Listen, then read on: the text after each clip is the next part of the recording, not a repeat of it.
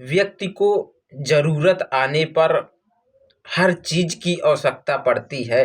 इसीलिए किसी से आप दुश्मनी मत कीजिए। आपका गंदा व्यवहार है, लेकिन वो व्यवहार रहने दीजिए, पड़ा रहने दीजिए, लेकिन किसी के साथ में लड़ाई झगड़ा मत कीजिए, गाली गुप्ता मत कीजिए, क्योंकि कब हमारी हेल्प करने के लिए किसको न बुलाना पड़ जाए। जैसे हमारे घर में अचानक आग लग जाती है, तो जिससे हमारा बोलचाल है, जिससे हमारा प्रेम व्यवहार है, उसे हम बुलाते हैं, लेकिन वो घर में उस समय मौजूद नहीं होता है, कहीं बाहर चला जाता है, तो हम लोग बहुत परेशान हो जाते हैं। जिससे आपसे लड़ाई है, तो वो दौड़ करके आता है और आपकी मदद कराता है, आपकी आग बुझवाता है। इसीलिए हमें किसी से झगड़ा नहीं करना चाहिए और प्रत्येक व्यक्ति से प्यार से बोलना चाहिए। आपका जैसा भी व्यवहार है उसे रहने दीजिए, पड़ा रहने दीजिए। वो आपको एक ना एक दिन काम में ज़रूर आएगा। हमें प्रिय वस्तु को कभी भी खोना नहीं चाहिए। जैसे जो व्यक्ति अधिक अपने घर वालों से प्रेम करता है, जैसे उसकी पत्नी हुई, माता हुए, पिता हुए और उसके भाई हुए, ये हमारे घर के प्रिय सदस्य हैं, खास सदस्य हैं। तो जो व्यक्ति इनको त्याग करने में ज़्यादा परेशान नहीं होता है, वियोग नहीं होता है, करता है, वो व्यक्ति महान होता है। क्योंकि क्योंकि त्याग तो हमें करना ही पड़ता है, चाहे जिस चीज़ का त्याग हो।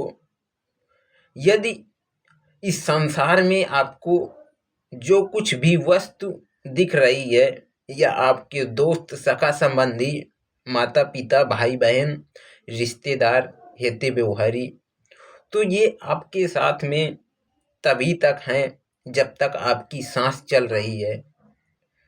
सांस खत्म होने के बाद मनुष्य को कितनी जल्दी घर से निकाले, ये सारे लोग सोचने लगते हैं। क्योंकि जैसे ही उस व्यक्ति की आत्मा बाहर निकलती है, तो वो व्यक्ति किसी कार्य करने लायक नहीं रह जाता है। उसका अंतिम संस्कार करने के लिए सारे लोग सोचने लगते हैं। ऐसे ही हमें सोचना चाहिए और हमें किसी के साथ में छीना झपटी, बेईमानी से धन नहीं कमाना चाहिए। क्योंकि हम धन कमाते हैं अपने बीवी बच्चों के लिए, कि हमारे बीवी बच्चे खुशी में रहें और उनके पास अधिक धन हो जाए।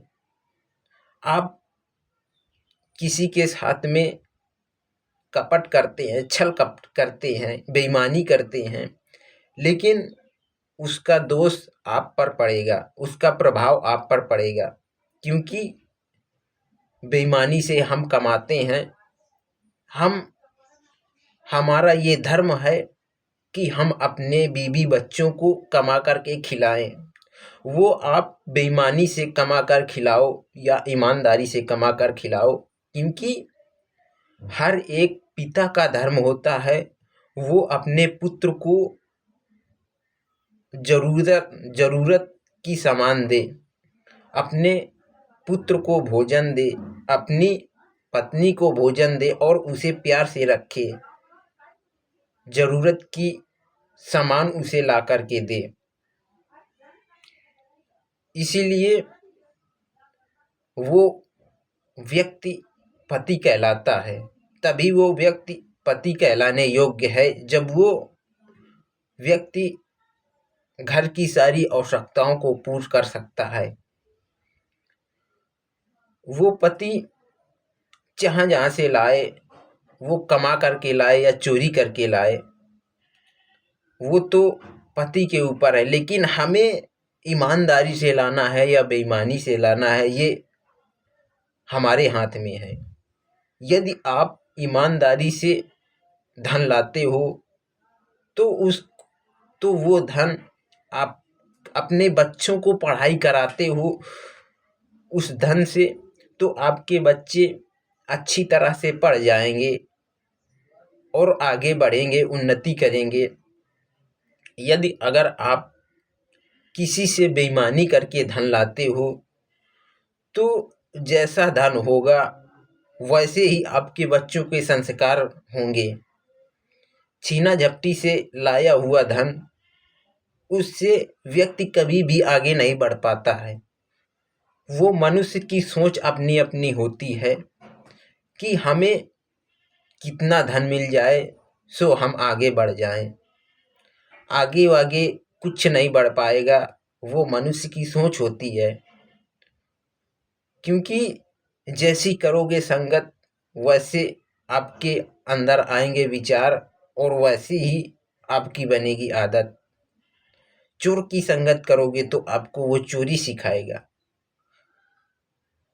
और ईमानदारी की संगत करोगे तो वो आपको चोरी कभी भी नहीं सिखाएगा, आपको हमेशा ईमानदारी सिखाएगा।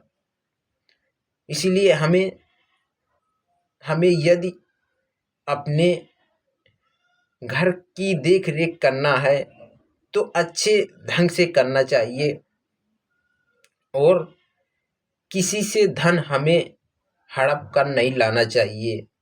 वो धन हमें कभी भी आगे नहीं बढ़ा सकता है, हमें अंधकार की ओर ले जाएगा और हमें पाप में डुबाएगा, और वो धन हमें फलेगा भी नहीं। क्योंकि यदि अगर आप अपने बच्चों को लायक बनाना चाहते हो तो अपने मेहनत से, खून पसीने की कमाई से अपने बच्चों को पढ़ाओ और देख रेख करो, उसी पैसे से भोजन खिलाओ। यदि अगर चोरी चमारी का भोजन खिलाया कमा करके तो आपके बच्चों के संस्कार भी वैसे ही निकलेंगे, अच्छे संस्कार नहीं निकलेंगे। आपके बच्चे भी जो आप चाहोगे उस मुकाम तक नहीं पहुंच पाएंगे। क्योंकि ईमानदारी में मेहनत लगती है, लेकिन वो व्यक्ति सक्सेस हो जाता है, कभी ना कभी सक्सेस होता ही होता है। इसमें कोई शंका नहीं है, कोई संकोच नहीं है। इसीलिए हमें ईमानदारी से कमाना चाहिए, किसी के साथ में छीना झपटी कभी भी नहीं करना चाहिए।